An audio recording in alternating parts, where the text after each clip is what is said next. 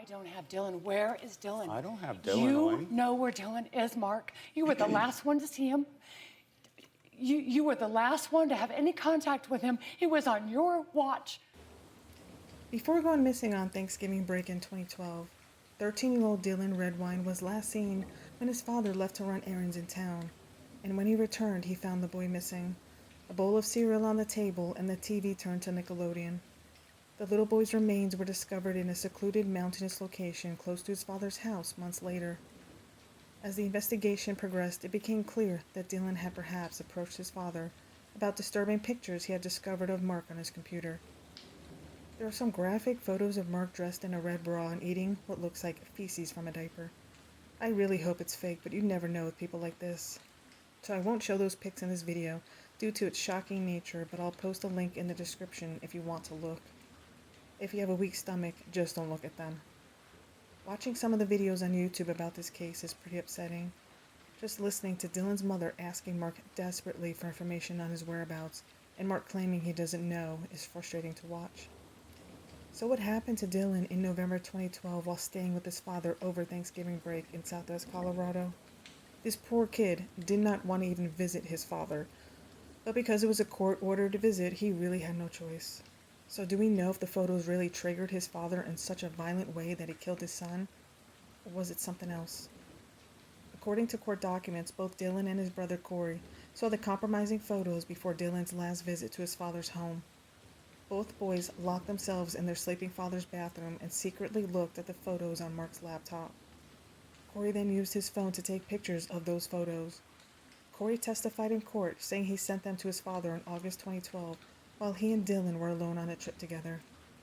So if Mark knew about his son seeing his disturbing photos in August, why didn't he harm Dylan then?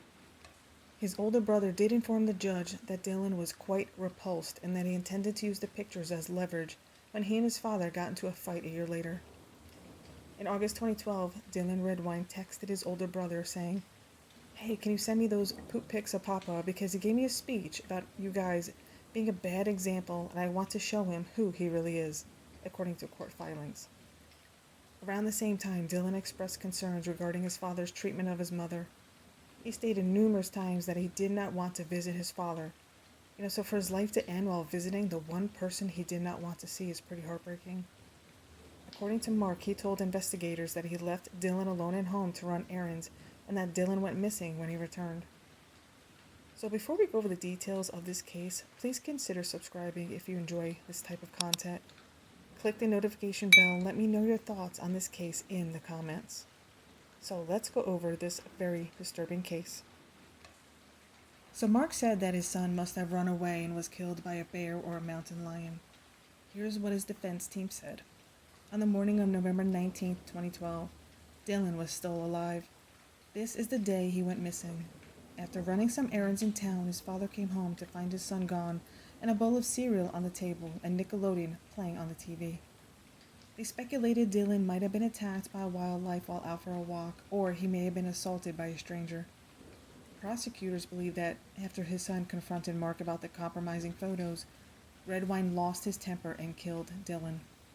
A thorough search was launched after Dylan vanished in the rugged mountains to the north of Redwine's residence in southwest Colorado. In the months that followed, police and residents of the community planned several searches and combed the woods for clues. Several search warrants were executed by law enforcement on Redwine's residence. Dylan's blood was discovered to be present in his father's living room through forensic testing, and a cadaver dog discovered signs of a dead body in the bed of Redwine's pickup truck and in his living room. The first set of partial remains of Dylan's body were discovered in June 2013, roughly 8 miles up Middle Mountain Road and a few miles northeast of Redwine's home. A couple of hikers discovered Dylan's skull in November 2015, about 1.2 miles further up the road. Wildlife experts stated that no animal living in the area would have carried a skull so far from the other remains, while forensic experts testified that the skull had what appeared to be knife markings. As the case continued, it attracted both national and international media attention. Daddy leaves home 7:30 a.m., comes home 4 hours later. His 13-year-old son, Dylan, gone. At this hour, investigators still refusing to call the boy's disappearance a kidnapping or a runaway. So where is 13-year-old Dylan? At 1:30 you wake up, he's still not there. All right. Did something go off in your head Absolutely. This is when I'm calling him on his cell phone. I'm sending him text messages. I'm trying to communicate to him. You know, at some point, I start realizing that, you know, this is not like Dylan. Good evening. I'm Teresa Marchetta. Shannon and Ann are off tonight. Mark Redwine is accused of killing his 13-year-old son, Dylan, during a court-ordered visit over Thanksgiving weekend back in 2012. Law enforcement received numerous tips from psychics who claimed to know where Dylan's remains could be found. And as a matter of due diligence, they had to follow up on many of them. A lot of the case rested on circumstantial evidence. As a result, the prosecution chose to call a grand jury to determine if there was sufficient proof to bring forth an indictment. 2 days after the La Plata County Grand Jury returns its indictment in July 2017, Mark Redwine, a truck driver, was arrested in Bellingham, Washington.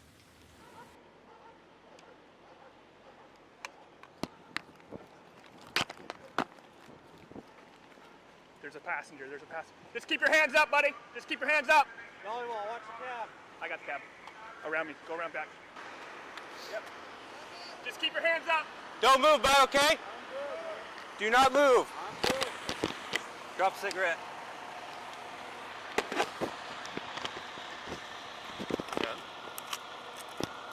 You guys can, you'll explain to me what's going on? Yes, sir. Is your name Mark? Yes, it is.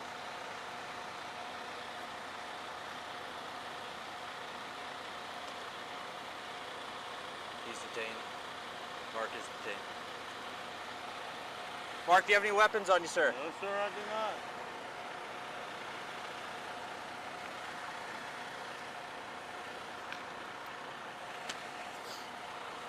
Rolling my way? Yeah. Just gotta check you, okay, Mark? I'm fine. Okay. Rolling that way. Yeah. You gotta check that side? Yeah. Here's my wallet in that pocket.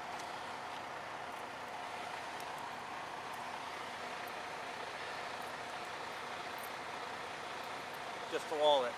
All right. You're gonna turn towards me and sit on your palm, all right? All right. So go ahead and bend this knee in. There you go.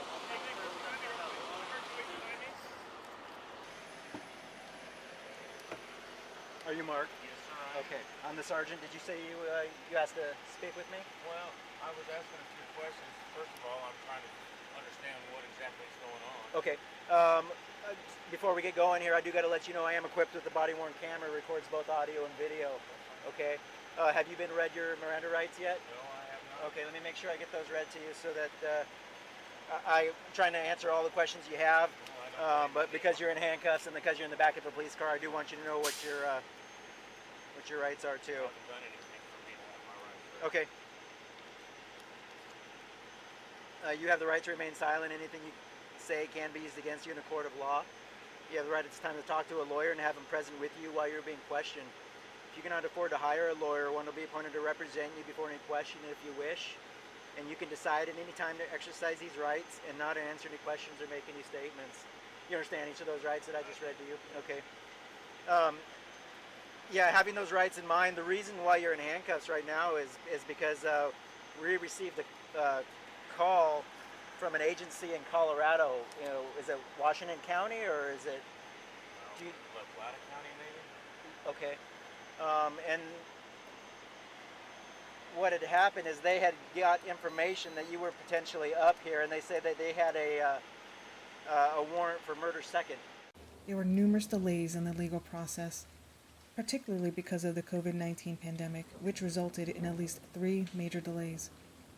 Citing a number of aggravating circumstances, such as the fact that Redwine killed his own son, misled law enforcement, and has exhibited no remorse, the prosecution requested the court to sentence him to a maximum 48 years. He stands before you refusing to accept responsibility, showing no remorse, reflecting that same cold-hearted murderer's heart that killed Dylan Redwine, said District Attorney Christian Champagne. Your Honor, that's the ultimate aggravating factor that you should consider, and that alone will justify imposition of the maximum sentence in this case, 48 years for both counts.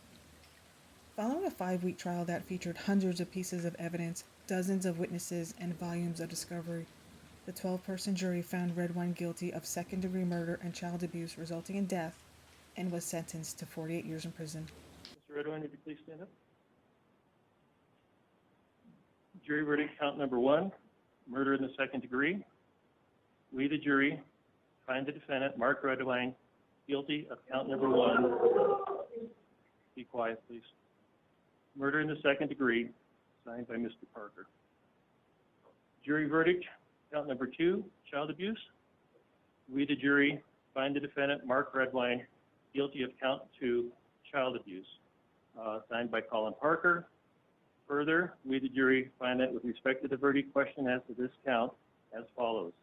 Did the child abuse result in death? The answer is yes, signed by Mr. Parker. You can be seated. I have trouble remembering a convicted criminal defendant that has shown such an utter lack of remorse for his criminal behavior, Judge Jeffrey Wilson of the 6th Judicial District Court stated. Also in addressing Redwine, Wilson said the evidence against him was overwhelming. First of all, you killed your son, a 13-year-old boy. At 13, he's still a little boy, Wilson said. As the father, it's your obligation to protect your son, keep him from harm. Instead of that, you inflicted enough injury on him to kill him in your living room. After the passion of whatever caused you to act the way you did subsided, you didn't think about Dylan. You thought about yourself. You sanitized the crime scene. You hid Dylan's body, and you went so far as to remove his head from the rest of his body. Wilson stated that Dylan's family, as well as the community as a whole, suffered as a result of Redwine's attempts to hide Dylan's body and falsify the events.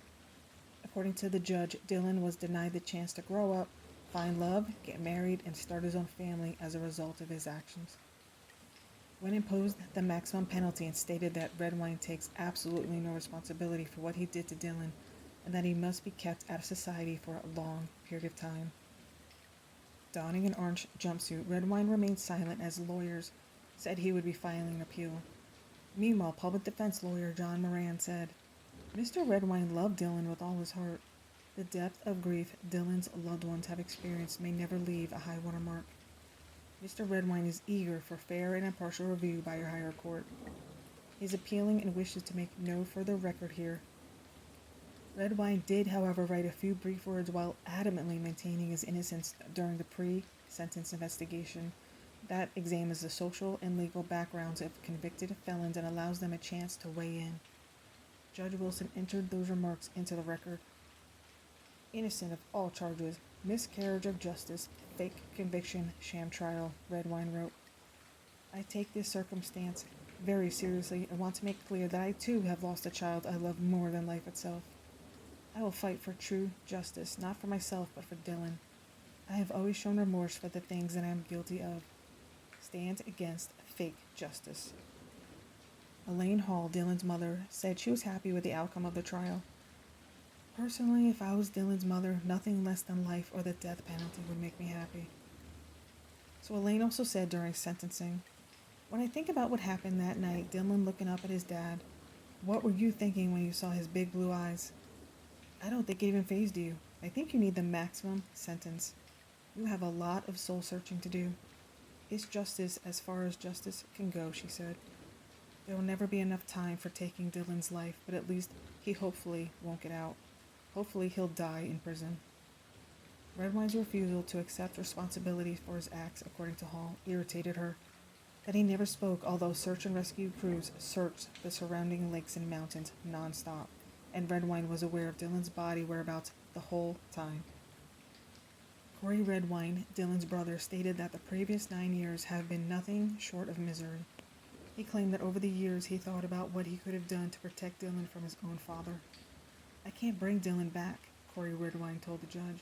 I can't talk to Dylan, so I pray to him. I dream of him. Dylan is my hero and became more of a man in 13 years than Mark became in 60. So I would like to know your thoughts in the comments. What do you think happened to Dylan? Was he kidnapped? Did his father murder him and dump his body away from the house? Did the shocking photo set Mark off? Did he receive the proper sentence? So let me know what you think.